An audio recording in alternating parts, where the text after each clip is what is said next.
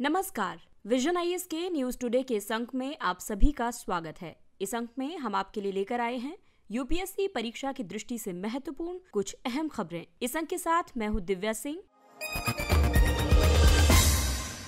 आइए सबसे पहले बात करते हैं इस अंक की खास खबरों के बारे में। न्यू स्पेस इंडिया लिमिटेड ने GSAT 24 प्रक्षेपित किया। सहकारिता मंत्रालय ने अनुसूचित और बहुराज्यीय शहरी सहकारी बैंकों तथा ऋण समितियों का राष्ट्रीय सम्मेलन आयोजित किया। खाद्य प्रसंस्करण उद्योग मंत्रालय ने भारत के लिए भविष्य के सुपर फूड थीम पर राष्ट्रीय मोटा अनाज सम्मेलन का उद्घाटन किया। बंदरगाह कनेक्टिविटी परियोजनाओं को आगे बढ़ाने के लिए सरकार ने 50 विस्तृत परियोजना रिपोर्ट्स को अंतिम रूप दिया। वाणिज्य मंत्रालय के आंकड़ों के अनुसार वित्त वर्ष 2022 में चीन से आयात 45.51% बढ़कर 7.02 ट्रिलियन रुपए हो गया। और ऑस्ट्रेलिया के उप प्रधानमंत्री ने कहा कि भारत पूरी तरह से ऑस्ट्रेलिया की विश्व दृष्टि के केंद्र में है। और आइए अब खबरों पर विस्तार से चर्चा करते हैं। इस अंक की सबसे पहली खबर अंतरिक्ष क्षेत्र से संबंधित है। न्यू स्पेस इंडिया लिमिटेड ने GSAT 24 प्रक्षेपित किया। GSAT 24 का प्रक्षेपण अंतरिक्ष क्षेत्र में सुधारों के बाद संगठन के मांग संचालित संचार उपग्रह मिशन का पहला प्रक्षेपण है। वर्ष 2020 में अंतरिक्ष सुधारों की घोषणा की गई थी। इन सुधारों के तहत NSIL को मांग संचालित मॉडल पर परिचालन उपग्रह मिशन शुरू करने का कार्य सौंपा गया था। मांग संचालित मॉडल का मूल रूप से मतलब है कि जब उपग्रह प्रक्षेपित किया जाता है तो एक फर्म को पता होता है कि इसके अंतिम ग्राहक कौन है, इसे किस तरह से उपयोग किया जाएगा और इसकी प्रतिबद्धता किस तरह की है। इससे पहले अधिक आपूर्ति मॉडल का इस्तेमाल किया जाता था। इसमें प्रक्षेपण के बाद उपग्रह क्षमता को लीज पर दिया जाता था। आमतौर पर ग्राहकों द्वारा पहले से कोई पूर्ण प्रतिबद्धता नहीं की जाती थी। NSIL के लिए GSAT 24 उपग्रह का निर्माण भारतीय अंतरिक्ष अनुसंधान संगठन ने किया है। इस उपग्रह को फ्रेंच गुयाना के कोरो से प्रक्षेपित किया गया है।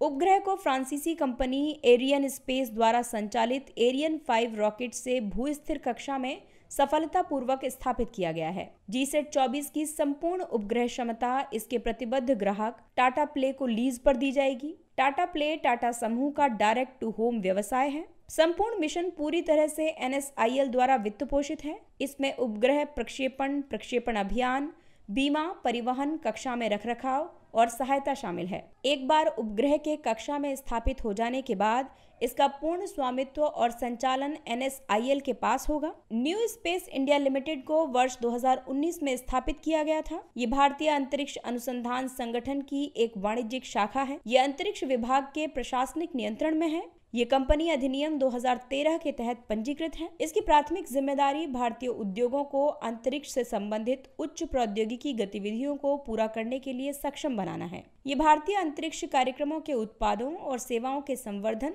एवं वाणिज्यिक दोहन के लिए भी उत्तरदायी है। अगली खबर बैंकिंग क्षेत्र से। सहकारिता मंत्रालय ने अनुसूचित और बहुराज्यीय शहरी सहकारी बैंकों तथा ऋण समितियों का राष्ट्रीय सम्मेलन आयोजित किया। ये सम्मेलन सहकारिता मंत्रालय और national federation of urban cooperative banks and credit societies limited ने आयोजित किया है। सम्मेलन में सहकारी बैंकों के आधुनिकीकरण की आवश्यकता पर बल दिया गया। दरअसल सहकारी बैंकों का महत्व इसलिए भी है क्योंकि ये गरीबों की सौदेबाजी की शक्ति को बढ़ाते हैं, ये नेतृत्व विकास को प्रोत्साहित करते हैं, ये वित्तीय समावेशन को बढ़ावा देते हैं। इसके बावजूद सहकारी बैंकों द्वारा सामना की जाने वाली कई चुनौतियां हैं। बैंकों में सरकारी हस्तक्षेप ज्यादा है और इनका राजनीतिकरण भी होता है। ऐसे बैंकों में निष्पक्ष लेखा परीक्षा तंत्र का अभाव है। लागत की तुलना में लाभ अर्जित करने की प्रवृत्ति का अभाव है। इन्हें दोहरे विनियमन का सामना करना पड़ता है। ये राज्य के रजिस्ट्रार ऑफ सोसाइटीज और भारतीय रिजर्व बैंक दोनों के विनियमन के अधीन हैं। सहकारी समितियों के संबंध में संवैधानिक प्रावधानों की बात करें तो सहकारी समितियां 7वीं अनुसूची के तहत राज्य सूची का विषय है। सहकारी समितियों को 97 संविधान संशोधन अधिनियम के माध्यम से संविधान के भाग 9B में जोड़ा गया है। भारत बनाम राजेंद्र शाह और अन्य 2021 मामले में न्यायालय ने संशोधन को आंशिक रूप से रद्द कर दिया है। न्यायालय के अनुसार संशोधन के कुछ प्रावधान राज्य सूची के विषय के संबंध में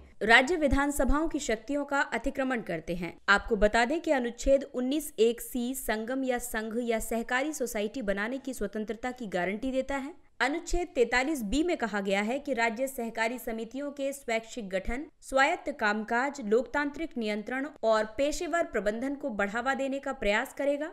इससे पहले एक नया सहकारिता मंत्रालय गठित किया गया था। इसका गठन सहकारी समितियों के लिए व्यवसाय करने में सुगमता के लिए प्रक्रियाओं को सुव्यवस्थित करने और बहुराज्यीय सहकारी समितियों के विकास को सक्षम बनाने के लिए किया गया है।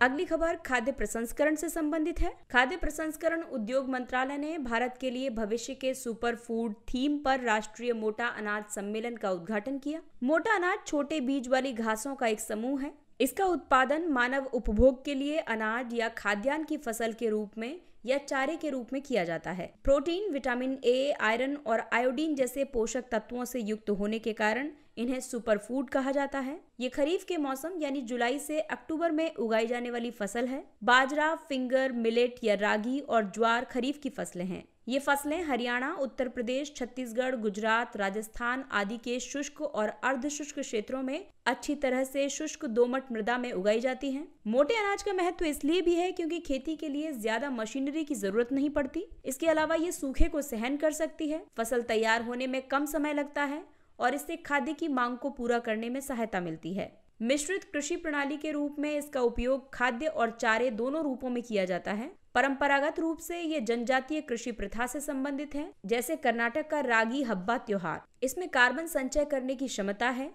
और साथ ही मोटा अनाज खाद्य सुरक्षा के लिए जलवायु अनुकूलन में सहायक है। इसीलिए मोटा अनाज के लिए कई सरकारी पहलें आरंभ की गई। मोटा अनाज के लिए एकीकृत अनाज विकास कार्यक्रम शुरू किया गया।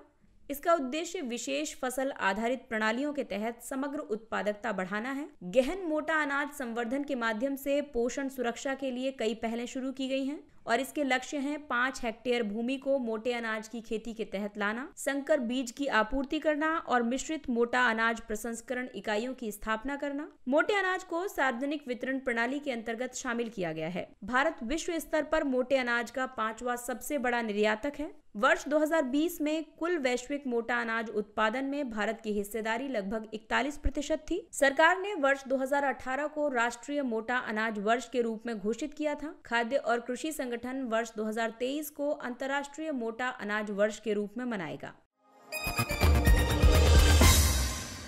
अगली खबर अवसंरचना क्षेत्र से है। बंदरगाह कनेक्टिविटी परियोजनाओं को आगे बढ़ाने के लिए सरकार ने 50 विस्तृत परियोजना रिपोर्ट्स को अंतिम रूप दिया। दरअसल बंदरगाह कनेक्टिविटी परियोजनाएं ऐसी सड़क परियोजनाएं हैं जो मौजूदा राजमार्गों तक पहुंच प्रदान करती हैं। ये परियोजनाएं सड़क नेटवर्क को बंदरगाहों तक ले जाती हैं और इस तरह से ये वस्तुओं की आवाजाही को सुगम बनाती हैं। प्रधानमंत्री गति शक्ति योजना के हिस्से के रूप में बंदरगाह कनेक्टिविटी परियोजना को सर्वोच्च प्राथमिकता दी गई है।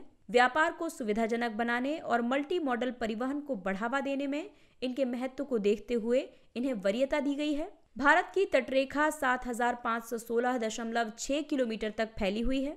आपको बता दें कि भारत में 14 बड़े बंदरगाह और 205 अधिसूचित लघु और मध्यम आकार के बंदरगाह हैं। गति शक्ति में अलग अलग मंत्रालयों और राज्य सरकारों की कई अवसंरचना योजनाएं शामिल हैं।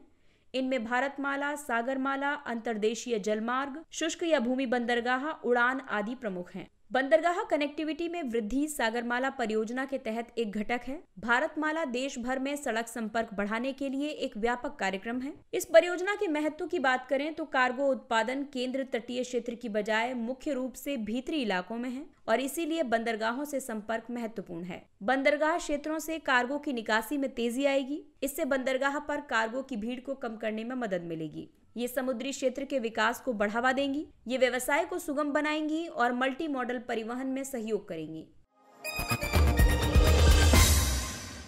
वाणिज्य मंत्रालय के आंकड़ों के अनुसार वित्त वर्ष 2022 में चीन से आयात 45.51% बढ़कर 7.02 ट्रिलियन रुपए हो गया। चीन से प्रमुख आयातों में शामिल है खनिज ईंधन, खनिज तेल, रसायन, उर्वरक, प्लास्टिक, लोहा और इस्पात, विद्युत मशीनरी एवं उपकरण, चिकित्सा उपकरण आदि। वित्त वर्ष 2022 में चीन को भारत का निर्यात 0.61% बढ़ा है। निर्यात की प्रमुख वस्तुओं में लोहा और इस्पात, अयस्क, स्लैग और ऐश कार्बनिक रसायन शामिल हैं। हालांकि आयात में इस तेज वृद्धि को चिंता का विषय नहीं माना जा रहा है। बल्कि इसे कोविड-19 महामारी के प्रतिकूल प्रभाव के बाद औद्योगिक रिकवरी के संकेत के रूप में देखा जा रहा है। अन्य प्रमुख व्यापारिक भागीदारों के साथ भारत के व्यापार में और अधिक वृद्धि हुई है। उदाहरण के लिए वित्त वर्ष 2022 में रूस से आयात 81% से अधिक बढ़कर 0.73 ट्रिलियन हो गया है। चीन से आयात पर निर्भरता कम करने के लिए आरंभ की गई जो पहलें हैं, इनके तहत साइबर सुरक्षा चिंताओं का हवाला देते हुए चीन से ऊर्जा उपकरणों के आयात पर प्रतिबंध लगा दिया गया है। चीन की दूरसंचार उपकरण कंपनियों को नेटवर्क अपग्रेडिंग प्रक्रिया से बाहर रखा गया है। इसके अलावा पड़ोसी देशों से भारतीय कंपनियों में किसी भी प्रत्यक्ष विदेशी निवेश के लिए केंद्र सरकार की मंजूरी अनिवार्य कर दी गई है। वर्ष 2021 में चीन के 5 उत्पादों पर 5 वर्षों के लिए डंपिंग रोधी शुल्क लगाया गया था। इसके अलावा अन्य संबंधित जानकारी की बात करें तो रूस से भारत का कच्चे तेल का आयात अप्रैल के बाद से 50 गुना से ज्यादा बढ़ गया है। अब विदेशों से खरीदे गए सभी कच्चे तेल का 10% रूस से आयात हो रहा है। इससे पहले रूस सऊदी अरब को पीछे छोड़ते हुए भारत का दूसरा सबसे बड़ा तेल आपूर्तिकर्ता बन गया था। वर्तमान में इराक भारत का सबसे बड़ा तेल आपूर्तिकर्ता है। और अब बात करते हैं भारत और ऑस्ट्रेलिया के रणनीतिक संबंधों के बारे में। ऑस्ट्रेलिया के उप प्रधानमंत्री ने कहा है कि भारत पूरी तरह से ऑस्ट्रेलिया की विश्व दृष्टि के केंद्र में है। ऑस्ट्रेलिया के उप प्रधानमंत्री ने अपनी भारत यात्रा के समापन के समय ये बात कही है। उन्होंने चीन के उदय को देखते हुए दोनों देशों के बीच संबंधों को मजबूत करने के महत्व को रेखांकित किया। उन्होंने कहा कि चीन भारत और ऑस्ट्रेलिया का सबसे बड़ा व्यापारिक भागीदार है, लेकिन यही चीन दोनों देशों के लिए सबसे बड़ी सुरक्षा चिंता भी है। इसके लिए उन्होंने वास्तविक नियंत्रण रेखा और दक्षिण चीन सागर का हवाला दिया। भारत और ऑस्ट्रेलिया संबंधों की बात करें तो दोनों ऐसे लोकतंत्र हैं जो वैश्विक नियम आधारित व्यवस्था का निर्माण और सम्मान करते हैं। इसके अलावा दोनों देशों के बीच वस्तुओं और सेवाओं का व्यापार वर्ष 2020 में 24.4 अरब डॉलर का था। वर्ष 2020 में भारत ऑस्ट्रेलिया का 7वां सबसे बड़ा व्यापारिक साझेदार तथा 6ठा सबसे बड़ा निर्यात बाजार था। इसमें कोयला और अंतर्राष्ट्रीय शिक्षा का प्रमुख योगदान था। वहीं रक्षा क्षेत्र में दोनों के संबंध देखें तो वर्ष 2020 में द्विपक्षीय संबंधों में सुधार करते हुए इसे व्यापक रणनीतिक साझेदारी तक बढ़ा दिया गया। दोनों देशों ने लॉजिस्टिक्स के लिए एक दूसरे के सैन्य अड्डों तक पारस्परिक पहुंच के लिए एक ऐतिहासिक समझौते पर हस्ताक्षर किए थे। दोनों देशों ने 2+2 सुरक्षा संवाद भी स्थापित किए हैं। संयुक्त अभ्यासों की बात करें तो ऑस्ट्रेलियाई नौसेना भारत द्वारा आयोजित मालाबार नौसैनिक अभ्यास का हिस्सा है। भारतीय वायुसेना ऑस्ट्रेलिया द्वारा आयोजित किए जाने वाले पिच ब्लैक अभ्यास में भाग लेगी। वहीं क्षेत्रीय समूहों में दोनों देश क्वाड और ऑस्ट्रेलिया भारत इंडोनेशिया त्रिपक्षीय मंच में शामिल हैं।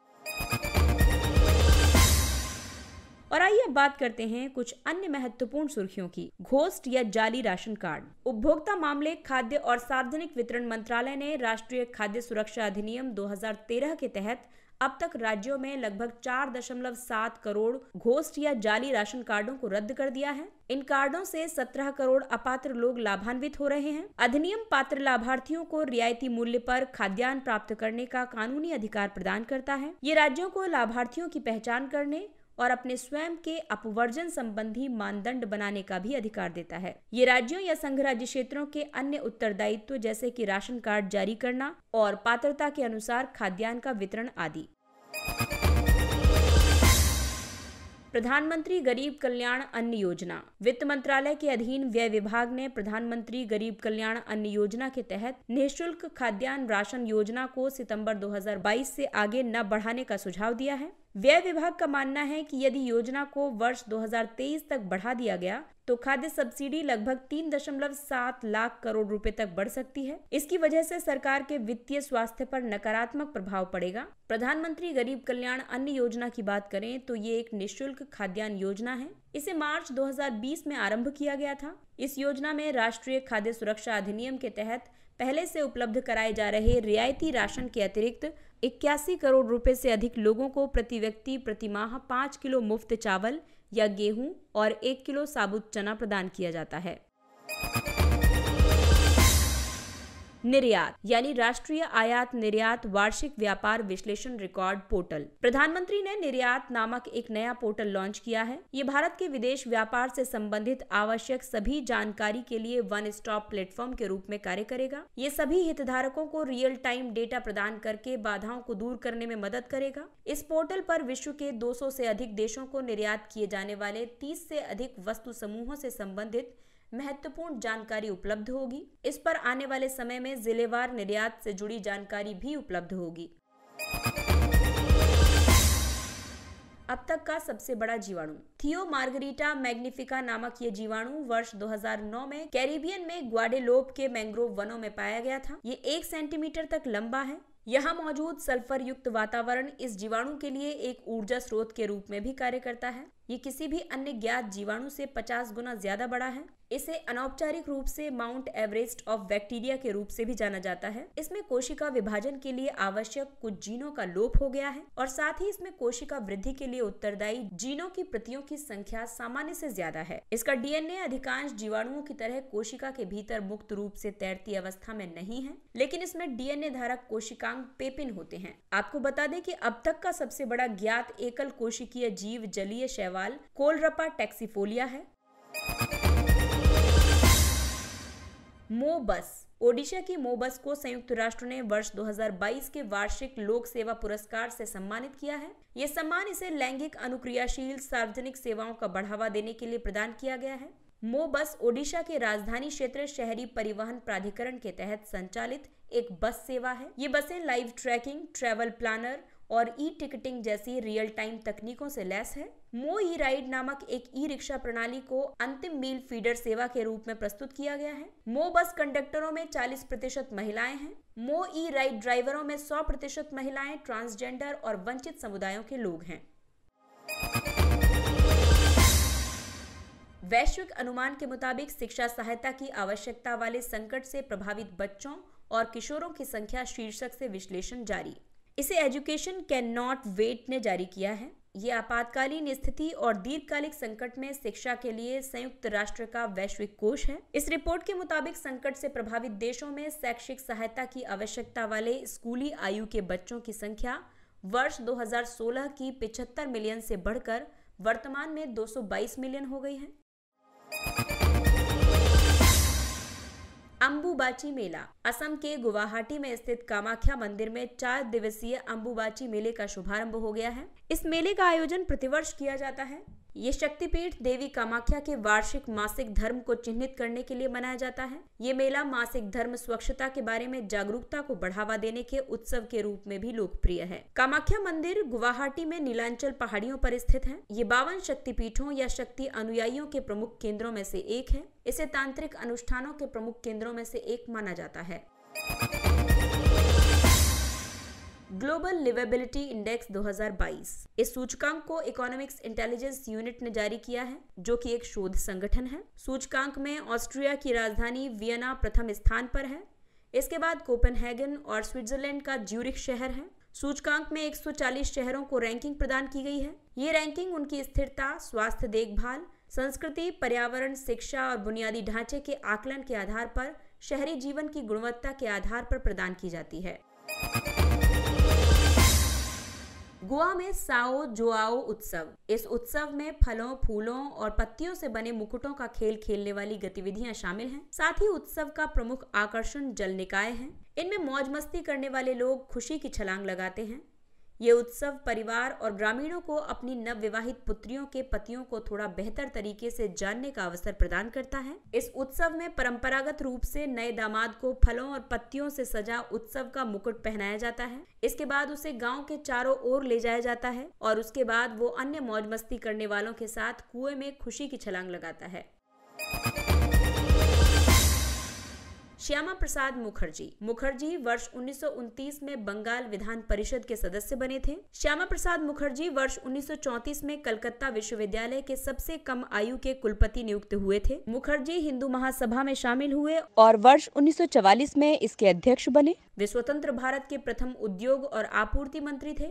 वर्ष 1951 में उन्होंने भारतीय जनसंघ की स्थापना की और वर्ष 1977 से 79 में उन्होंने जनता पार्टी की सह स्थापना की। उन्होंने अनुच्छेद 370 का कड़ा विरोध किया। श्यामा प्रसाद मुखर्जी के मूल्य हैं नेतृत्व, दृढ़ता, सच्चाई और दृढ़ विश्वास का साहस। और आइए बात करते हैं सुर्खियों में रहे स्थलों के बारे में। कोलंबिया। तेल और प्राकृतिक गैस निगम लिमिटेड की विदेशी शाखा ONGC विदेश लिमिटेड ने कोलंबिया में एक तेल भंडार की खोज की है। कोलंबिया दक्षिण अमेरिका के उत्तर पश्चिमी भाग में स्थित है। इसके उत्तर में कैरिबियन सागर और पश्चिम में प्रशांत महासागर है। भूमध्य रेखा कोलंबिया के दक्षिणी भाग से होकर गुजरती है। उत्तर पश्चिम में इसकी सीमा पनामा से लगती है। पनामा कैरिबियन सागर और प्रशांत महासागर के बीच अवस्थित है। इसके अलावा इसकी सीमा पूर्व में वेनेजुएला और ब्राजील से और दक्षिण में पेरू तथा इक्वाडोर से लगती है। कोलंबिया के पश्चिमी भाग में एंडियन कार्डिलेरा पर्वत श्रृंखला स्थित है। पूर्व में लॉस लानोस नामक विशाल घास के मैदान हैं और इसके दक्षिणी भाग के आधे हिस्से पर अमेज़न बेसिन के घने वन पाए जाते हैं। इसके साथ ही ये अंक समाप्त होता है। अगले अंक में फिर मुलाकात होगी कुछ अन्य महत्वपूर्ण खबरों के साथ। तब तक अपना ख्याल रखिए, सुरक्षित दूरी बनाए रखिए, मास्क पहनिए, हाथ और चेहरा साफ रखिए। और अगर आपको हमारा कंटेंट पसंद आ रहा है तो चैनल को लाइक, सब्सक्राइब और शेयर करें। और इसी अपील के साथ विजन IAS की पूरी टीम आपसे इजाजत लेती है। नमस्कार। Thank you for listening.